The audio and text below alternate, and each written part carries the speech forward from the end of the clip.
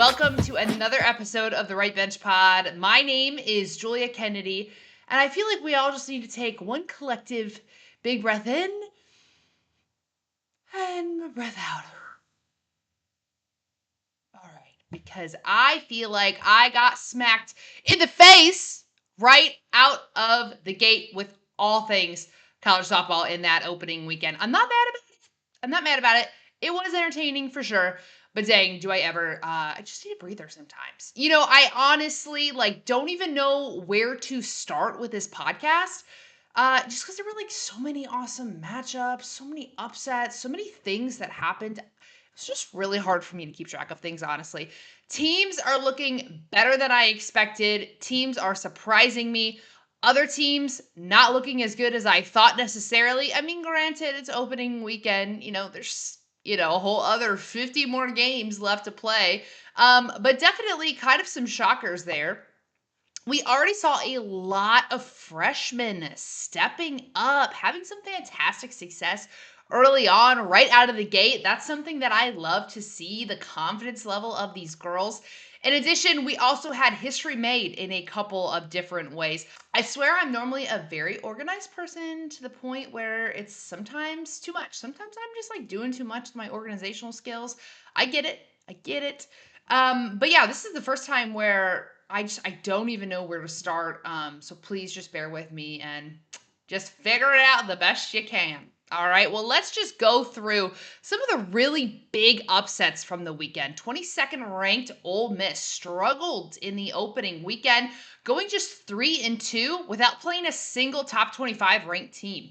The Rebels dropped a 3-2 game against Boise State and then lost a 5-4 game to Cal State Fullerton. I mean, both those games decided by just a run, and both those teams, while unranked, they're really, really talented in super competitive mid-major programs. And I love my mid-majors. They have a special place in my heart. Now, we had a handful of other mid-majors making some noise as well already opening weekend, looking to get their names on the map. How about Southeastern Louisiana with the 4-2 victory over the 5th-ranked Oregon Ducks, a top 5 win.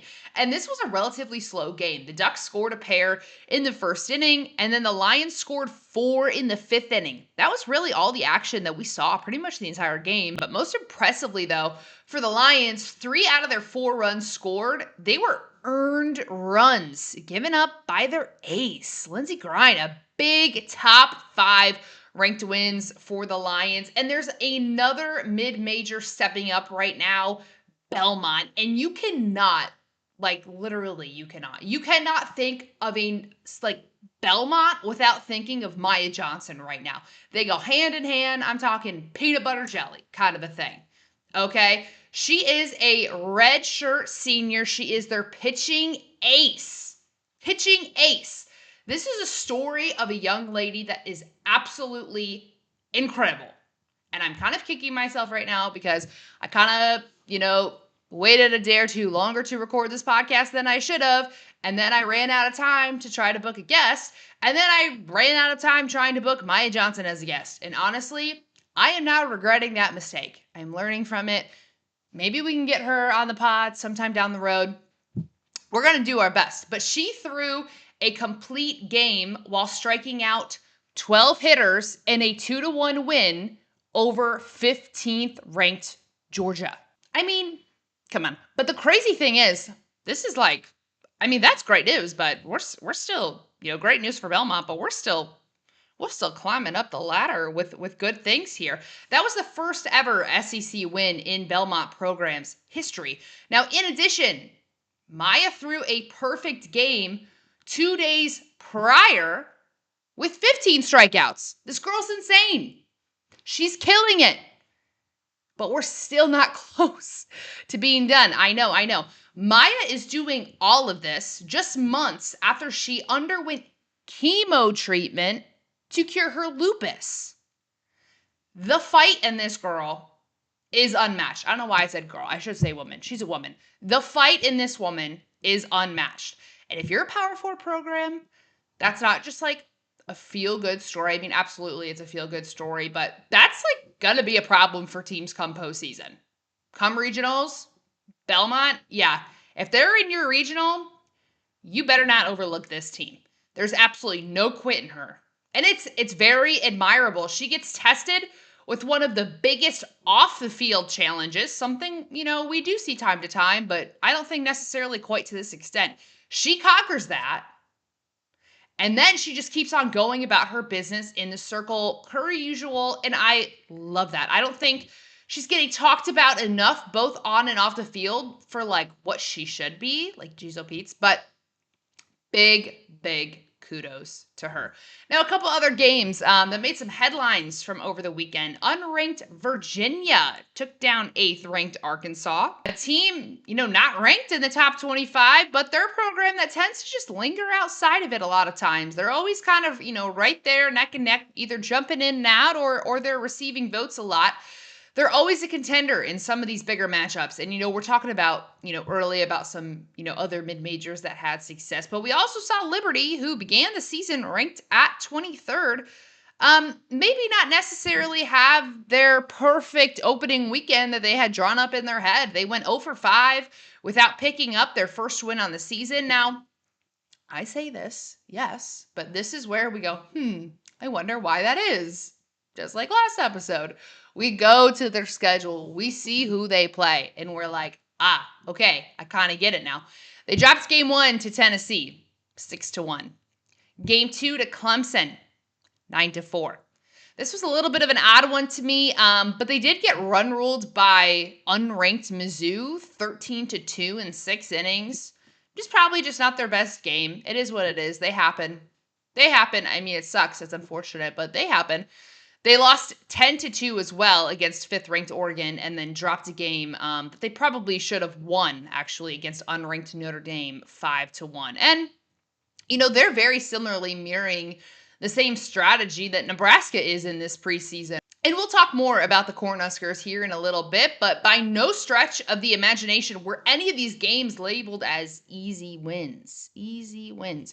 It's frustrating for sure going 0-5, especially on opening weekend. It's just like loss after loss. It wears and tears on you for sure. Like physically, mentally, emotionally. I'm sure, seniors are kind of freaking out a little bit. Coaches kind of like freak out a little bit sometimes when they see that big goose egg, early on in their season. But I think the question for this Liberty team is, how are they going to bounce back? Right. And, we're all talking about all the big wins from opening weekends and, all the crazy upsets as well. But it's also important to remember, like, teams are not defined by opening weekend by any stretch of the imagination. I know some teams that go fantastic on opening weekend and then they don't even make the postseason. And I know some teams that go 0-5 on opening weekend and then they manage to make the postseason. So you got to take all this with a grain of salt, and they're not defined by that. And I'm kind of disgusted with myself because it's super, super corny, and I hate those like coach sayings. But it's true. It's true, and it's honest. And it's going to be important to see how they can, get themselves pumped up to come out guns a-blazing for their next couple games, because their stretch of games doesn't get any easier. How can they get that confidence and that momentum and the wind back in their sails after kind of having, not necessarily the performance over the weekends that they had wanted. And I'm trying to figure out how I'm getting pumped up right now. I'm actually recording this podcast at about 7 a.m. And if I told my mom that I was doing that, she would just flat out say it's a lie. She wouldn't believe me because I don't do mornings. But this is living proof. Here I am, getting it done, getting pumped up in the wind, back in my sails for a new day. But that is going to be the big question for the Flames. Can they take what they learned from over the weekend, figure out things that they can learn, and then just flush the rest? Because they're the type of team, they have been, and they will be tested early on, and we're about to find out very quickly necessarily like what this Liberty team is made of. Another great preseason matchup that we saw that very well could be a potential series matchup we see later down the road in Oklahoma City. I'm not foreshadowing it, but very potential. Yeah, we could see this at the World Series for sure. This was 5th ranked Oregon against 4th ranked Tennessee. And I mean, this was all the postseason action that we ever could have wanted, ever could have asked for in May. But yet, it's happening in freaking cold February. I can't complain. It's been a little bit of a colder February than typically down here in South Carolina, but at least it's not like those Michigan winters anymore. Those are awful. Awful. Awful. Getting back on track, Carlin Pickens with Tennessee. I mean, hell of a game. Hell of a game. 7 complete innings, 9 strikeouts. Lindsey Grine and Elise Skokolski, they combined 7 innings for the Ducks, with Grine doing the majority of the work in that game. But it was the walks that killed them, man. 8 of them on the day, including walking in one of the Volunteers' runs. Tennessee won that game 2-0. And I guarantee you that's a game that the Ducks want back. I mean, that's tough. A 2-0 game, such a close game like that, and then one of the runs scores because you walk in a run with bases loaded. I mean, that's a pitch here and there that makes a difference in that type of game. That's definitely a game that they want back. But, we very well could be seeing that rematch come May or June. So pretty cool that we're seeing this preseason action here already. But, oh my gosh, I almost forgot. I'm so sorry for pivoting everywhere. I told you this was going to be unorganized, but how about unranked Boston taking down 19th ranked Duke in a tight 2-1 game? Now, recently Boston has been such a sneaky program. I feel like they get absolutely no attention, but they take down top 25 teams, here and there. They've been making it pretty consistently to the postseason in the last handful of years. And I'm super excited because I get to see them in person this weekend. They'll be taking on the South Carolina Gamecocks on Saturday. I'm going to be in the booth for that game on SEC Network Plus. So I'm super pumped. I'm super excited to be able to see them do their thing in person. Like I said earlier, my mid-majors, man, they are tearing it up. They are causing some disruption. They are wrecking the ecosystems. And I love it. I love the chaos. I live in the chaos. And now with I'm living in South Carolina, I like to shine a little bit of light, show a little extra love to my Palmetto State schools. I thought Clemson had a weekend where, they're ranked 12th, as of last weekend. I thought we saw a lot of great things from opening weekend. And then they also saw some moments where they definitely needed to improve on things without a doubt. I mean, I think that goes for a lot of teams on opening weekend. It's the first time you're trying new lineups, throwing out, freshmen that you've never seen before, in a real live, Division I college softball game. So I think every team had a little bit of that. But I think Clemson kind of, suffered a little bit more because of that, especially before the start of, conference play. But those moments where they shined, they had a 6-5 victory over 5th ranked Oregon. I thought that was a huge, pickup win for them. I thought that was a huge statement maker for them. Clemson, still very new program. I don't even think they've been a program for 10 years. I think it's 7 years. I should know the answer to this, but I don't. Not even 10 years old as a program. And, they've made it to regionals. It's can they just get that extra step of getting, to the World Series? And they've just struggled with that. They get so close every year. But they just never making that trip. They never end up making that trip to Oklahoma City. And so the fact that they proved to themselves early on that they can have big wins over a team like Oregon, I mean, that's a confidence boost if I'm them to know hey, we can do this. We have the potential to make the long run as a team this year. So I really liked that pickup win from them. It was a come from behind win as well. The Tigers, they put up 3 runs in the 6th inning. And then Oregon, they had a chance to win it. They had the base runners. They left 9 runners on base with that, which that stat as a coach, it kills you sometimes. It really does. But the Ducks, they just couldn't find a way to win it. They just couldn't find a way to do it, and Clemson did. The Tigers, they also picked up a pair of wins over Southeastern Louisiana. I know we talked about them earlier, and Liberty as well. Although they did have a little bit of success there, they did fall short to two unranked teams. They fell to Auburn 10-5, and to Michigan State 5-2. How about the Spartans? Not really a team that gets talked about too much. Doesn't have a whole lot of success coming out of the Big Ten, but that's a big pickup one for them. So look at Michigan State. They might be a team I gotta keep my eye on a little bit more this year. And the South Carolina Gamecocks, they kind of had a similar weekend. They had moments where they shined and things looked really good, and I think the coaches were really happy with things. They also had some moments where things just weren't clicking, and they were definitely noted as things that need to be worked on. As we slowly climb through the rest of this season. They went 3-2 on the weekend. They had 3 great, fantastic run rule victories. They had those over Syracuse, Binghamton, as well as Winthrop.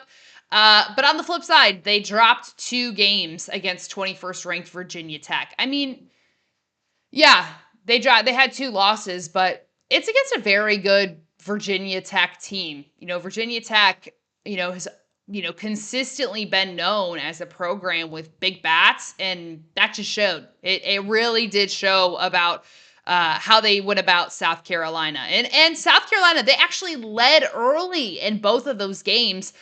In both the times, the Hokies, just with a come from behind offensive blitz, just like not really able to close it off and just really exposed to South Carolina's pitching staff early on, which South Carolina's pitching staff is crazy. They have 7 pitchers on staff that all throw such different looks. I was on the call, last weekend, and I kind of said, like, South Carolina's a pitching staff, like, they just throw the kitchen sink at you. Like, sometimes you just never know what you're going to get with them. And in that second game, I believe they threw 5 of their 7 pitchers. So they're not afraid to go deep in their bullpen. Not absolutely no fear there. So, but I think they do kind of need to bear down and kind of, have a little bit more discipline there in the circle and kind of figure things out here if they want to have success, later on this season. And head coach Ashley Chastain Woodard, she said it was just disappointing, just disappointing not to see her team necessarily perform at the level that she had hoped this early on, especially after, dropping that first loss to Virginia Tech. But ultimately, she was happy with how they capped off the weekend. Those big run rule victories over Winthrop and Binghamton as well. And, she was, happy that they ended on a high note to hopefully give them some confidence heading into this weekend. Now let's talk about probably one of the most watched, series matchups of the weekend, most talked about, and with good reason. Let's talk about 18th ranked Arizona hosting 3rd ranked Oklahoma. The Oklahoma Sooners. It was a 3-game series. Now Arizona, man, they ruffled some feathers. They made some waves. They painted outside the lines, whatever you call it. They were disruptors early on in this season by handing the Sooners their first loss on the season in opening weekend. Now, I'm a stat girl. I want to know when the last time Oklahoma lost a game in opening weekend was. I should have came better prepared, but that's a crazy stat. I don't know, when that happened last, but it definitely needs to be looked at. And that wasn't just like a 1-run, win. It was 11-6. It was a statement win. And this was a close game. It was. But Arizona, man, they opened up the floodgates with a grand slam, and that ultimately won then game number 1. And I think I talked about this on my podcast last season. Actually, I know I did for a fact. But there is a common trend with this Oklahoma program. And believe it or not, they are beatable, right? I don't know why. I do know why. But a lot of people, not necessarily players or coaches in Division I, but a lot of fans from other teams are like, oh my gosh, nobody can beat Oklahoma. They're so good, blah, blah, blah. They are a very beatable team. If you play the game the right way, you can beat them. If you are firing on all cylinders, you can beat them. I promise you. It is possible. We've seen it happen.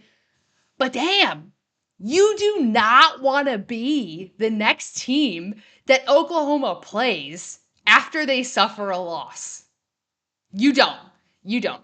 They have proven time and time again that they take losses personally. I mean, as they should. They are some of the toughest, the nittiest, the grittiest competitors, and that's what makes them so great, right? They're so tough to beat. But yeah, they took that loss personally. I'm talking game 2 against Arizona. They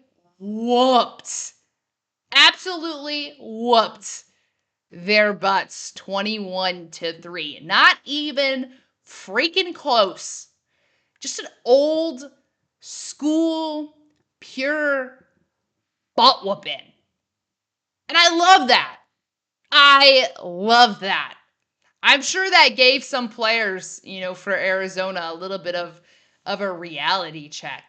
Like, oh yeah, we beat a really great team. We beat a really great program. And that should be celebrated by them. That's something that they're going to tell their kids one day. Like, oh, that dynasty, like we beat them during that. We beat them.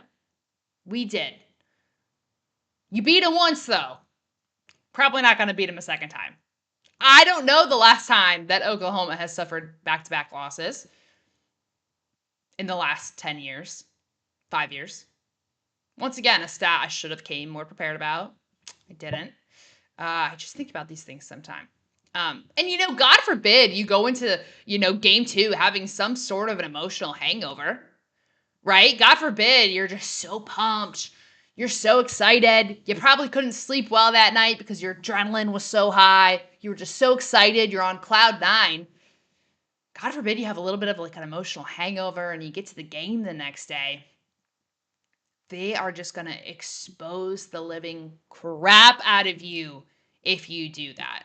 That's where calmness and composure, and I think that level of maturity comes in as a player. I mean, that's hard to find. Sometimes you have it, sometimes you don't.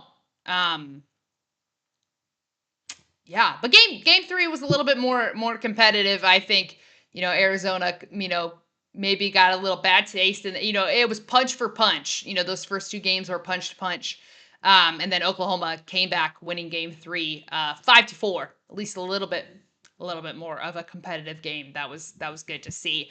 In the last series or games that I really wanted to recap, it was this like little round robin that we saw. I really liked the concept of how they structured this. Between top-ranked Texas, 9th ranked Nebraska, as well as 25th ranked Washington. Now, it was kind of like, okay, this person, they beat that person, then that person beat that person, then that person beat that person. It was like if you were trying to draw the lines, they were just like all sort of crisscrossed. But I love that. It was a good level of competition. A wide variety, right? Top ranked team. We have like a middle ranked team, and then we have a 25th. The end of the ranking. So it was a good spectrum. I really enjoyed that. Texas, they did beat Nebraska in game 1, and honestly, man, I was watching this game. I was actually watching it while I was calling the South Carolina game. Game 21. But Nebraska, man, they had a fighting chance to win it. They did. And of course, they started Jordy for this game, as they should. I think everybody, from the mountain to the valley would have known that they were going to be starting Jordy. But the Cornhuskers, man, they had some trouble in the outfield, especially in left field. Not dropping any names, not going to be exposing anybody. But they had a girl just make, a terrible read on a ball that Texas scored on. And I think if she had made the read right, I'm not saying it would have been an out, just because, you'll never know. I'm not saying it would have been an out, but I definitely think it would have held the runner at third base instead of letting that run come in and score. And that's tough when, that's a mental IQ mistake, and not necessarily just like, throwing error or, a fielding error or stuff like that. But then they made a substitution in left field, and then a new girl came in, and she also had just like not a great read on another similar ball. And those are controllables, right? Those are things that should be worked on in practice and mastered in practice and kind of mastered at this level. And like I said, I'm not saying those two reads would have changed the outcome of the game because, I'm not a fortune teller, even though that would be a sick job. I'm not, so I don't know, but it definitely changed the momentum of the game, right? It definitely took away some of that underdog, that chip on the shoulder mentality from Nebraska, and definitely kind of just refueled, the dominance in that Texas program as well. But I like that these two teams met up again for a rematch. And Nebraska actually came out on top this time, 8-5. They split the series. And then Nebraska also split the series with 25th ranked Washington. And we talked last week about, how Nebraska may not have, the best record out of the gate necessarily, but I think they kind of proved me otherwise. I mean, opening weekend with 4 of your 5 games being top 25 ranked teams, and including 2 games against the number 1 team in the country, and you finish going 3-2, that's pretty good. If I was head coach Ronda Revelle, I'd be happy with that. I would for sure be happy with that. You definitely saw, some room for improvement, but for the most part, you showed that you guys can fight and battle, and oh, heck yeah, I'd be happy with that outcome. It is very possible that Nebraska could have gone home from that weekend going 4-1. Very possible. They're kind of rising as a program, and I love it. I'm here for it. And honestly, if they kind of continue this pace of play and maybe even clean up a couple things, they're very well a team that we could be seeded as a top 8 team come May. And they very well, if they continue on this path, clean up a couple things, they very well could be hosting supers. And the craziest thing is I kind of did some statistics searching on this one.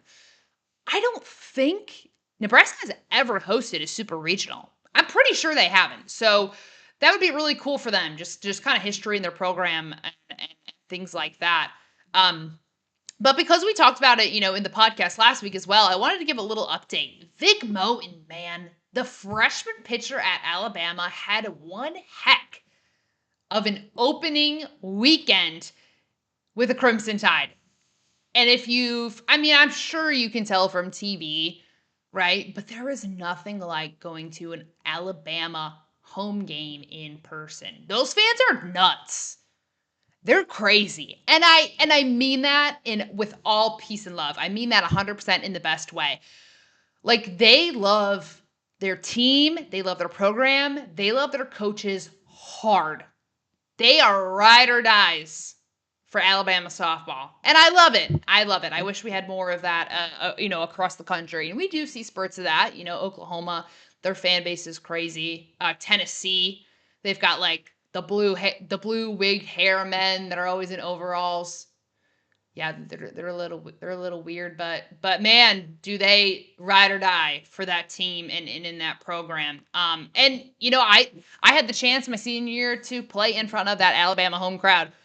That was the craziest game I've ever played in front of like an intense fan base. And that's a game I will never forget. But whole reason why I'm saying this, these fans, if they haven't already after opening weekend, they're going to come to absolutely love and adore Vic Moten. I mean, right out of the gate for them, she started the season opener for them as a freshman. The amount of trust and maturity level and respect that Patrick Murphy has to have with her as a freshman coming in, I mean, that's got to be out of the roof. Out of the roof. Now, she contributed to a combined no-hitter in that first game on the weekend, but she, overall on the weekend, she finished with a 3-0 record and a .93 ERA with 19 strikeouts through 15 innings of work. Out of the gate, already super impressed with her. I am so excited to see what she does throughout the rest of the season. And I think she's going to be a pitcher that is going to be heavily relied on this season, probably more than I thought she was going to. But I'm super stoked for her. Super excited to see, what her career and road looks like. I mean, she's already on the up and up. Just so cool for her. All right, kind of switching gears here. We have got some new rankings out. Just wanted to highlight some of the major changes that we are seeing. Number 1, Texas Tech. They are now the lone spot and the number 1 at the top of the rankings. They previously shared that spot with Texas. Texas fell down to 2nd. Not really a big change there. But Oregon, big change here, man. They fell from 15th to 14th. And that's kind of a wake-up call. It just kind of shows you, man, this top 10, it is not so forgiving this year. You don't play your best game for a weekend or a series, and man, you are going to watch your stock value drop quick. Arizona State entered the top 25 at 22, and so does Virginia at 25 there. Liberty and Ole Miss both fell out of the top 25 rankings, but we do still see them receiving some votes. And I think this season, kind of for the rest of my podcasts here and out, at least for 2026, I'm hoping you do them once a week. It's a tight turnaround just with other things I got going on in my life, but I'm gonna do my best to make it happen for y'all. Hopefully once a week we can pump these out. But I'd like to end the episode kind of like, little fun facts, little stats, things from, throughout the season or over the weekend or things like that. I always find that stuff super interesting. I wish I could have a full-time stat finder for me and they could just, deliver me these crazy facts. It's kind of like a little bit of a dream. But anyway, the race for the team home run leaders on the season is already off to a freaking hot start. In just the opening weekend, UCLA leads the country with 23 home runs on the season. Alabama in second with 18, and then we see Oklahoma there in third place with 15. Also, I know it was opening weekend. We saw, pitchers, struggle a little bit facing hitters finally wearing different jerseys, just being challenged in different ways that, they haven't really seen, since some of the fall games that they played. And, they're not on their own for this, but, I love this. I love this right here. Miami University, my freaking dogs. Let's go. Them and South Carolina are tied for first in the nation. Get ready for it. It's a very important stat. In hit by pitch. Hit by pitch, one of the most interesting stats of all time. And, it's interesting when you see a team lead in that category. It's well, what are they doing to be leading in hit by pitch? That's just kind of a thing of chance. Yeah, super interesting. But both of them had 9 batters hit by a pitch through their first 5 games on the weekend. Come on, pitchers. I know it was opening weekend, but come on, let's be a little better. All right. Well, thank you guys so much for listening. I have a ton of fun doing this. I don't know if you enjoy me listening, but I have a ton of fun prepping it, doing it, talking. If y'all want to follow me in my games this weekend, Friday, I'm calling a doubleheader at Charleston Southern. They're taking on Sacred Heart as well as UConn. Those games will be on ESPN Plus, and then Saturday I'm heading up to Columbia also to do a doubleheader on SEC Network Plus. That'll be against Boston. Let's go! Super pumped for that game, as well as Kennesaw State, and that's going to have some deep ties into this South Carolina roster. A little bit of a rivalry. They've got some transfers from there, so super excited for all those games this weekend. Thank you guys for listening. I really appreciate it, and we'll be back next week.